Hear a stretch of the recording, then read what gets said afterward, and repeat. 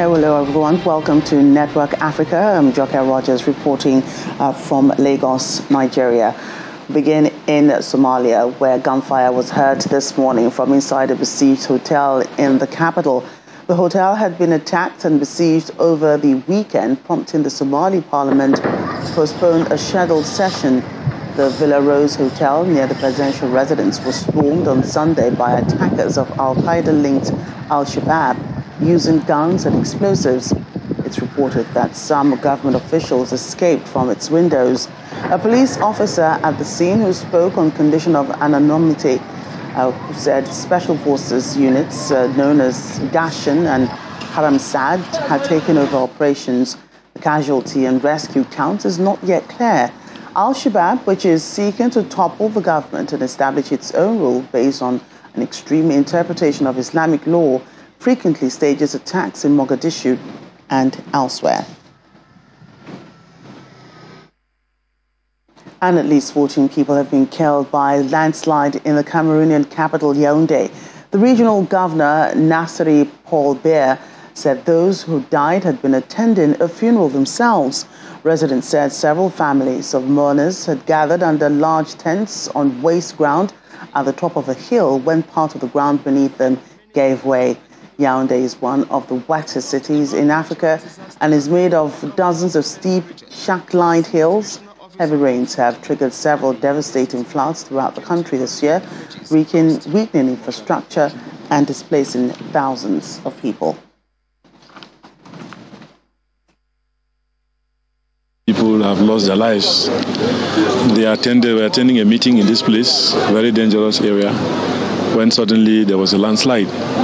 That landslide killed 14 people and over 10 others have been taken to the various hospitals. While the search for other probable persons or corpses are still undergoing, the city council is going to send an engine tomorrow, this night even, to come and equally try to see who can find some other things.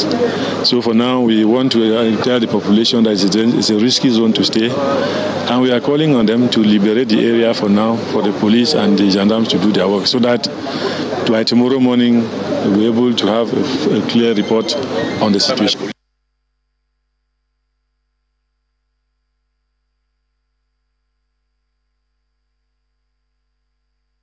We'll get more on that story in a moment, but let's move on. A heavy Sunday downpour in the Libyan capital, Tripoli, has left main roads flooded and disrupted schools and other services. The Tripoli Security Directorate announced that it was taking over the towing of cars, which broke down due to the heavy rains that flooded the streets. The Traffic Affairs Office of the Tripoli Security Directorate has called for caution. Libya's National Meteorological Center predicted northern Libya would experience heavy rain and thunderstorms. There have been no reports of human casualties. And more than 20 people have drowned in rivers and dams across South Africa's northern Limpopo province in less than 2 months amid persistent rains. Police say they were attending to numerous calls of drowning cases in all the 5 districts of the province. The provincial police commissioner called on communities to be wary of rivers and dams, noting that continuing rains may have raised dam levels and flooded rivers. South Africa experienced one of its worst floods and landslides in KwaZulu-Natal province after exceptionally heavy rainfall earlier this year. Staying in South Africa, confusion reigned in a Johannesburg church in the country when gunmen stopped the sermon and proceeded to rob congregants of cash and other valuables. Leaders of the institution, the Johannesburg Central SDA Church, later posted a message offering consolation to the members and asking them to attend a counseling service a day after the incident. In a post which included the video when the robbery occurred, the church said, "We are praying for the church to unite in times like these, supporting each other, both moral and practical." Provincial police chief condemned the incident, telling the local media that they would do everything to arrest the suspects.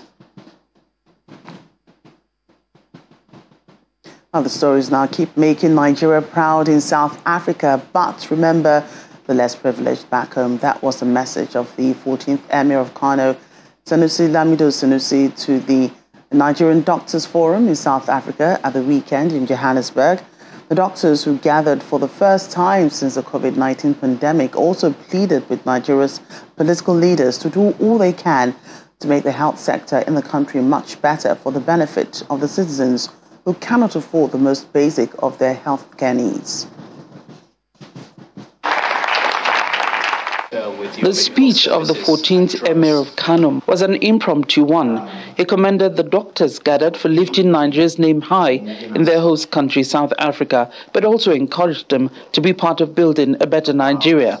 We all have a duty to see what we can do, and this country needs us now more than ever before.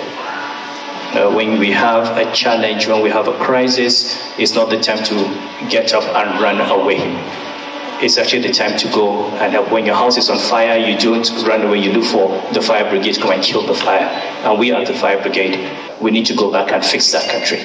We need to get to that country, to that level where doctors are coming to work in Nigeria as they used to, where academics are coming to teach in Nigerian universities, not looking out to other parts of the world.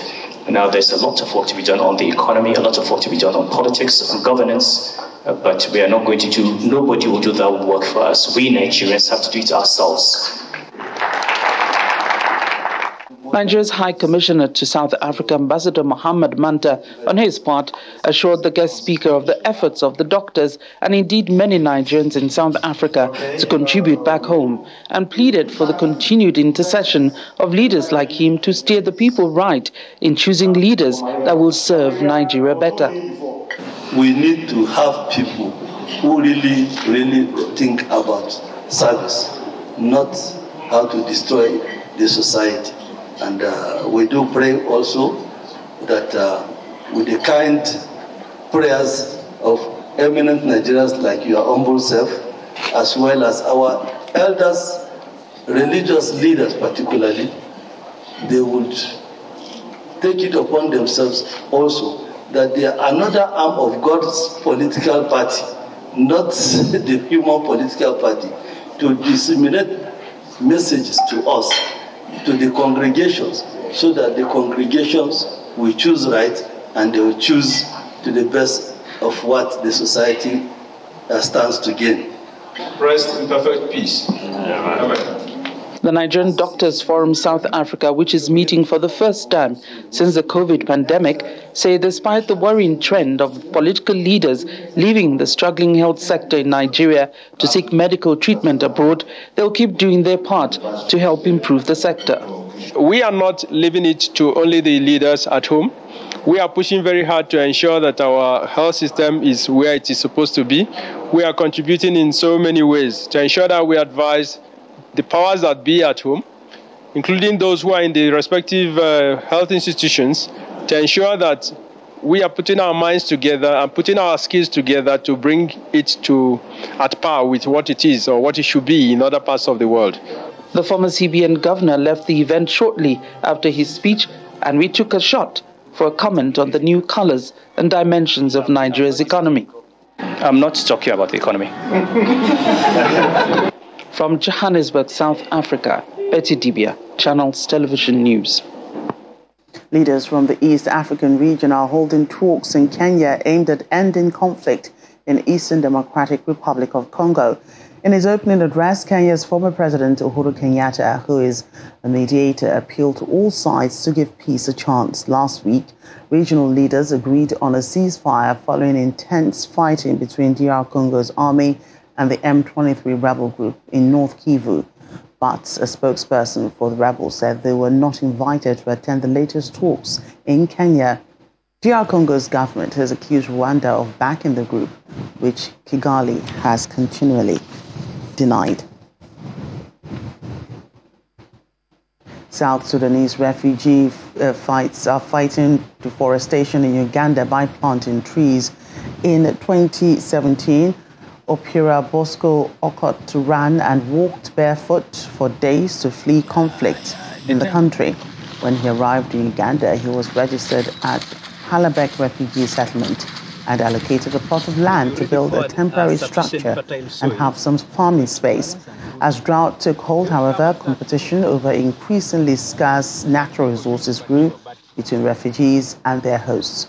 Opera says he is strongly moved by the climate reality in South Sudan and Uganda, so he decided to do something about it and engage in climate activism.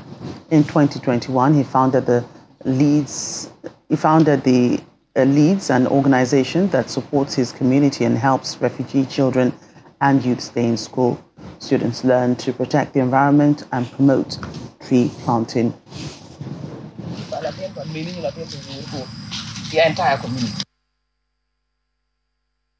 I teach them how to maintain those trees, how to, get a space and plant, and how to make the trees grow, and also how to limit destroying trees, because they can be an agent of change. We always realize that through our videos, community members have solutions to their own problems. And then they come up with the solutions. You see them taking action to stop the problem they're facing, including the problem of peaceful coexistence. Coexistence between refugees and host communities.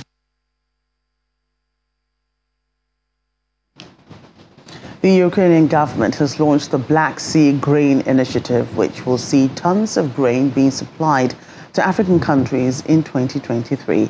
During a press briefing earlier today, the Ukrainian Foreign Minister Dmytro Kuleba said the food exports, despite Ukraine needing every resource itself, including agricultural, and despite attacks on Ukrainian agriculture, will be made possible with the help of international partners who have already raised $50 million. Countries on the list of the recipients are Nigeria, Ethiopia, Sudan, and South Sudan, among others, which will be receiving 1 to 10 shipments per month. According to Mr. Kuleba, Ukraine was doing this based on its experience 90 years ago when former Soviet political leader Joseph Stalin executed a man-made famine in Ukraine. He said memories of that caused Ukraine to promise never to allow a repeat of such and resolve to help other countries in need. He said when Ukraine realized the impacts the war was having on African countries, it decided to resume its grain exports to feed 5 million people in Africa.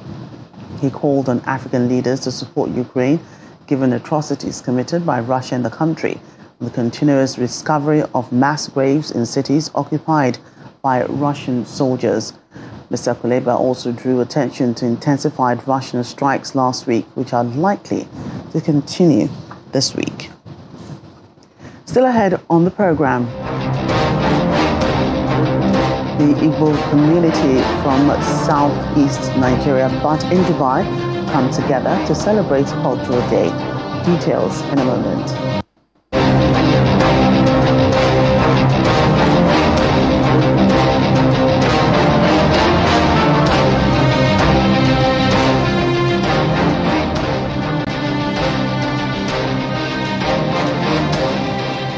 Welcome back to Network Africa, bringing it home. Your multiple award-winning station, Channels Television, has yet again won the Best Television Station of the Year for a record 15 times. The 30th edition of the Nigeria Media Merit Award, NMMA, held last night in Lagos at the Eco Hotels and Suites. The event also showcased winners in various categories in the print and broadcast media. Our correspondent, Darido, reports.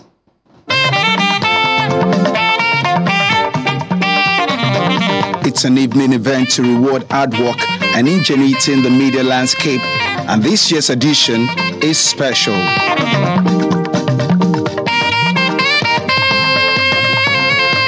It's the 30th of the series.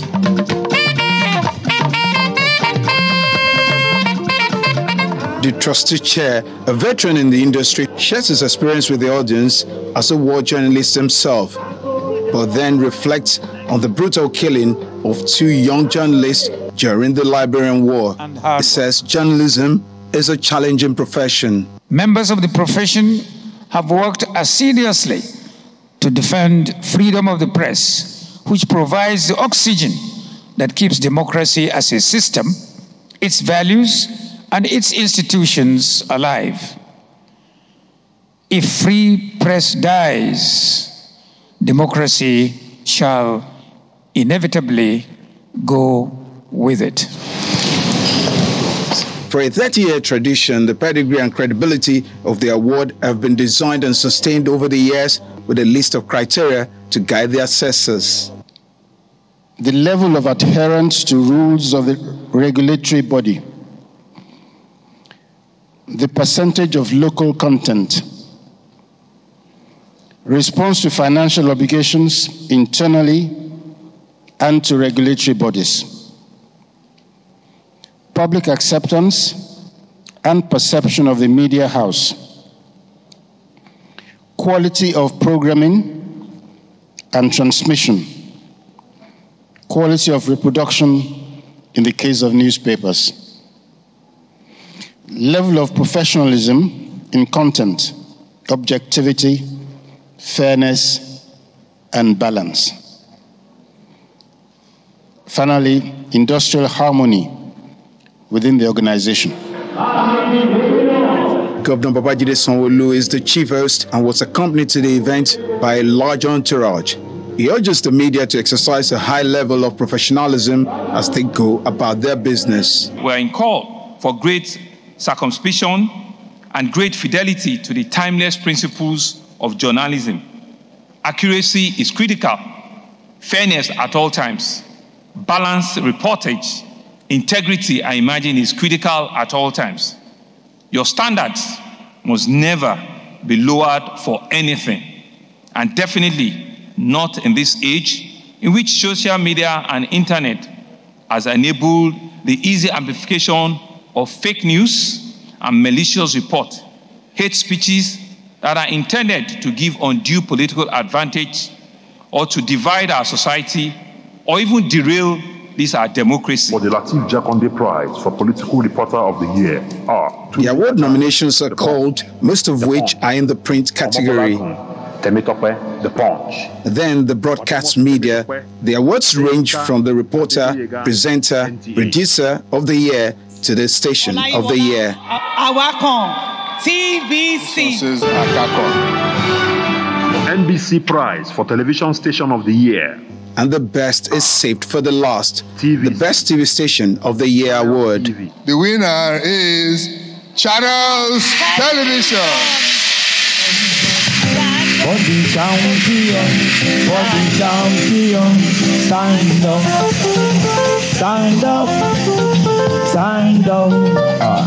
For the champion, stand up. I'd like, on behalf of the chairman, Channels Media Group, Dr. John Momo, and his lovely wife, to say a big thank you to the organizers of this event. We didn't see this coming, because we've won this award for 14 times. This is the 15th time we'll be winning this award. We'd like to say that we are dedicating it to the staff of Channels TV, people who have worked so hard for this over the years. This award is for them.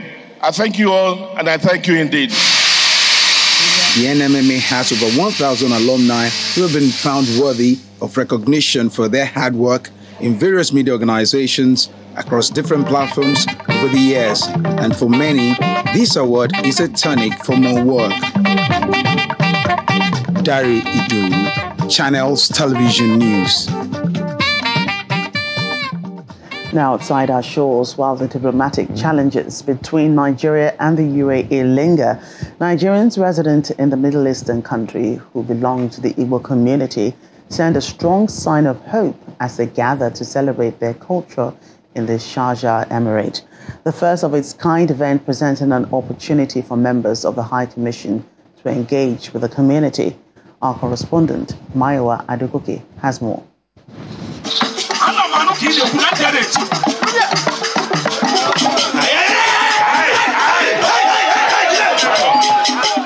It's a sight never before seen in the United Arab Emirates, as members of the Igbo community gather to celebrate their rich cultural heritage. As you see it, we must have to celebrate because we are alive, and some of us here, we are pushing our businesses the way we feel we can, irrespective of the challenges. Diplomatic relations between Nigeria and the host country have not been great in the last 2 years, and despite the merry atmosphere, everyone here feels the pinch. What we are doing here now is showing the world and our locals here that we are not that irresponsible. We know a few of us are, but we are not that irresponsible.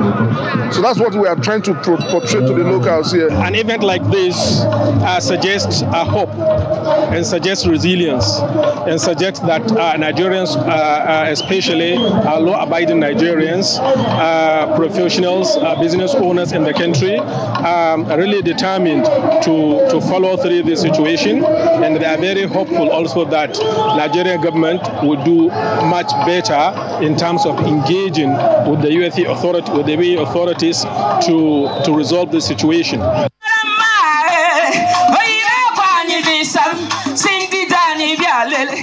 In attendance are the different leaders of the Igbo community, representatives of other Nigerian communities, Miss Nigeria Shatu Garko, as well as members of the diplomatic corps led by Consular General Taibat Atinuke Mohammed, who gives a charge. We are cultured and, without mincing words, the most dynamic people in the world. You can say that again. I love that word, dynamic. You see, while the embassy and the consulate engage the host authority, I implore all of us to continue to imbibe our culture and values and be good ambassadors of Nigeria.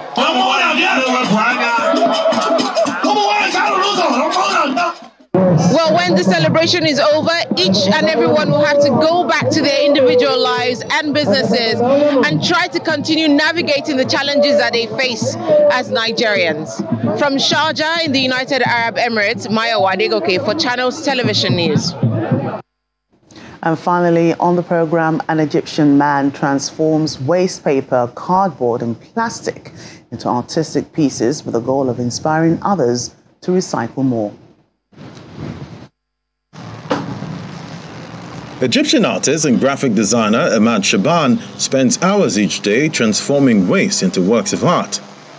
The 41-year-old, who grew up with a passion for handicrafts, makes a paste from leftover paper, cardboard and sponges, which he then uses to create art pieces that range from ornaments to house models. المخلفات طبعا سبب أساسي في تغيير المناخ. Waste in general is one of the main reasons for climate change, so I thought, why not? Instead of this being harmful, we turn it into something useful. His aim is to inspire others to protect the environment while creating an additional income for his family by selling his art online.